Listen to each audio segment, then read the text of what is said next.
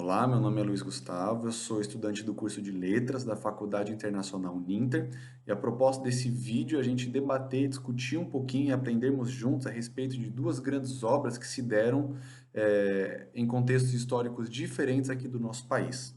Bom, então, para começar, eu quero apresentar a primeira delas, que aconteceu na década de 70, no então regime ditatorial de Ernesto Médici, tá bom? Ela aconteceu ali na região amazônica, que foi a implementação da BR-230, a mais conhecida então como a BR Transamazônica, tá bom? Foi uma obra muito ousada, principalmente para a época, cuja intenção era abrir uma estrada, era abrir uma rodovia que liga o oeste ao leste da região nordeste e norte ali, passando pela região amazônica, tá bom? Essa obra, ela foi amparada, né, pelo ideal político da época, que é então conhecido como Ideário Nacional Desenvolvimentista.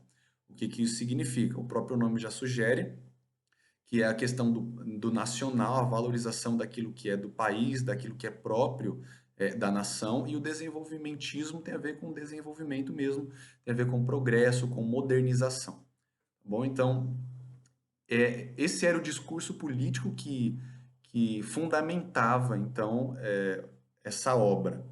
Tá? Era uma obra que visava, então, trazer progresso, trazer desenvolvimento, trazer modernidade, principalmente para regiões mais afastadas, mais remotas, como é o caso da região amazônica. Ernesto Médici, na época, ele vê na Amazônia um grande desperdício de terra, um grande desperdício de área, né, que poderia ser usado para o crescimento, para o desenvolvimento, para a modernização do nosso país, tá bom? E sinônimo de modernização, sinônimo de progresso e desenvolvimento para a época é industrialização. Tá? Então, a Transamazônica ela surge como um meio, tá, de integrar as áreas do país, como um meio de ligar as grandes áreas do nosso país através dessa estrada, né? Facilitando o acesso, facilitando é, a implementação, né? O surgimento de novas indústrias, de novas empresas, né? Nessas regiões. Então, é com essa proposta, é com essa intenção que surge essa obra. Tá? Só que, como consequência, essa obra ela vai ter vários impactos, né? Principalmente ambientais, né? Que vai ser foco de muitas discussões. Não muito na época, porque para a época, como todo regime ditatorial, se você vai contra aquilo que eles estão ordenando, que eles estão querendo fazer, você é tido como praticamente um inimigo. Então, não ia muita gente contra, né, ao ideário ditatorial e nem da obra da Transamazônica. Mas nós podemos aqui já pensar nos impactos ambientais que isso causou, né? E é uma primeira proposta que eu trago aqui para a gente pensar de que uma obra dessa extensão, dessa largura, desse porte, precisou abrir uma via, né, para abrir uma via no meio da região amazônica. Muito desmatamento precisou ser realizado, né? Muitas árvores precisou ser derrubadas, né? E isso mexe com o meio ambiente, né? Isso mexe com a fauna, isso mexe com a flora, isso mexe com a questão ambiental. Outro ponto também que a gente pode pensar é a questão dos indígenas, né? Das pessoas que habitavam dos índios que habitavam aquelas regiões, né? Há muito tempo. Então, regiões de florestas, densas florestas, né?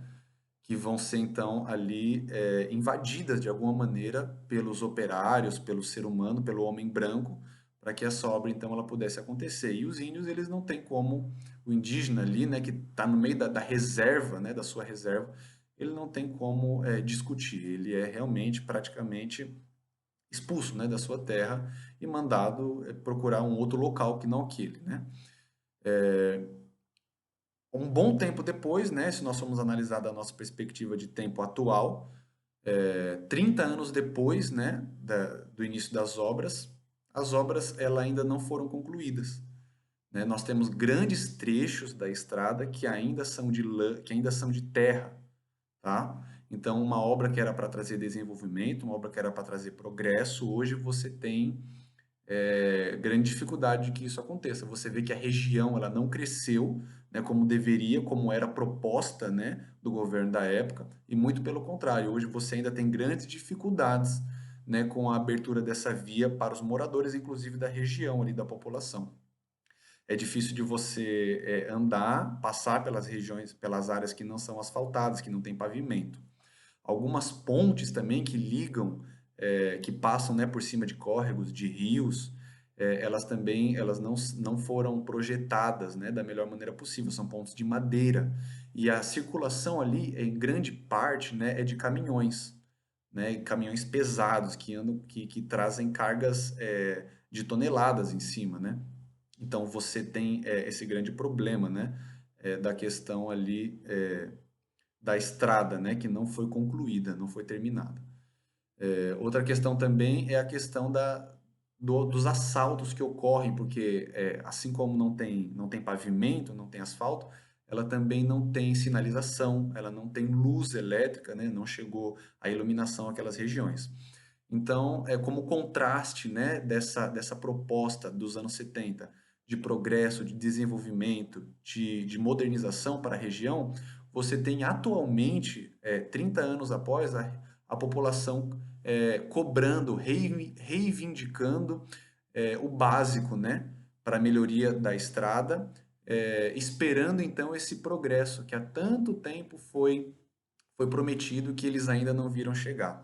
Então, você tem esse grande contraponto, né? E uma segunda obra que aconteceu na mesma região amazônica, né, mais especificamente ali na região de Altamira, no Pará, é a construção da usina de Belo Monte, da hidrelétrica de Belo Monte, que ela foi projetada para ser a maior do mundo em operação, mas que hoje é considerada como a terceira maior do mundo, alimentando mais de 30 milhões de pessoas, né, com a energia que é gerada ali através da usina. É uma obra também que gera muitos impactos, que causou muitas discussões, principalmente a partir do ponto ambiental, né? Essa obra, comparada com a dos anos 70, ela carrega algumas semelhanças, principalmente no discurso, né, no ideário que está por trás dessa obra. É uma obra que visa trazer desenvolvimento, assim como foi a Transamazônica. É uma obra que visa trazer progresso, modernização, futuro, o que visa colocar o nosso país numa escala superior ou além daquela que ela já estava vivendo, é gerar economicamente falando, riquezas para o país, né? Então você tem essa aproximação desse discurso político. Embora a obra de Belo Monte ela aconteça no contexto da nova república, né? Não é mais um governo ditatorial.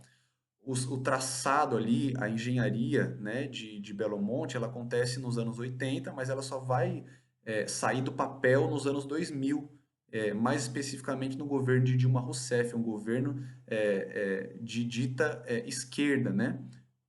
De viés esquerdista no governo do Partido dos Trabalhadores. Então você tem essa diferença, mas um grande discurso político aproximado, né, de desenvolvimento e progresso do país. Às custas de quem, né? Nós perguntamos, porque na região, para que a obra pudesse ser levada avante, os ribeirinhos, né? O governo teve que lidar com a questão dos ribeirinhos que já viviam naquela época, que precisou ser desapropriados, né? Que precisaram ser desapropriados, precisaram deixar o local ali por causa da área de alagamento, né? Que deveria acontecer para encher ali a usina. Então, ribeirinhos que viviam ali há muitos anos, não é? Que viviam ali da pesca, que dependiam do rio, principalmente do Xingu, né, que corta ali aquela região todinha, que alimentaria também a usina. Você tem essa primeira questão. Você tem os ribeirinhos também que viviam da pecuária, que viviam de plantações, né, da agricultura ali daquela região, que também precisou ser tirado dali e mandado para regiões mais urbanas, né? Precisou ser realocado. Então, o primeiro impacto que você tem é esse. O segundo impacto também é com os indígenas, né? Porque é uma obra que acontece no seio, né, da floresta amazônica e vai lidar com grandes reservas indígenas. E mais uma vez os índios sofrendo, sendo praticamente expulsos, né, praticamente sendo obrigados a deixar o seu espaço, as suas terras em busca de outros locais, né, para continuar e manter as suas tribos. Uma grande consequência que a gente tem na área das linguagens, né, vamos dizer assim, é que os índios cada vez mais eles são expostos ao contato com o homem branco. Isso desde 1500, né, que a gente no contexto brasileiro, os índios, a partir desse contato que ele tem com o homem branco, né, com o homem europeu, com o homem ocidental, os índios parece que eles vão tendo uma perda cultural, parece que eles vão tendo uma perda nas suas raízes e mais especificamente nos seus idiomas, nas suas línguas. Tem pesquisas feitas ainda até hoje que das mais de 180 línguas faladas, né, naquela época, das línguas indígenas faladas pelas tribos, praticamente 50 hoje ainda sobreviveram, né? Nós temos aí, por exemplo, a tribo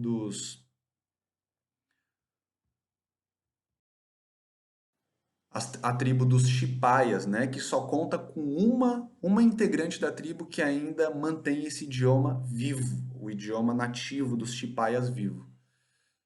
E isso se dá por conta da aproximação do homem branco, por conta desse ideal de progresso que vai avançando, né? Que vai passando por cima, não é, das pessoas, de terras, de tribos que fazem parte dos locais, né, na qual a indústria ou o progresso quer chegar. Então é um primeiro ponto para a gente pensar aí, também na questão dos índios, que são obrigados a deixar os seus locais. Um terceiro ponto é que para que essa obra ela possa começar, a mão de obra ela precisa ser amparada, né? Então acontece a migração de muita gente de outras regiões do país que vem para trabalhar na usina, na construção da usina. E isso vai revelar que a cidade, o centro urbano ali, as regiões de Altamira não estavam preparadas para receber essa grande população que vai aumentar assim de uma hora para outra.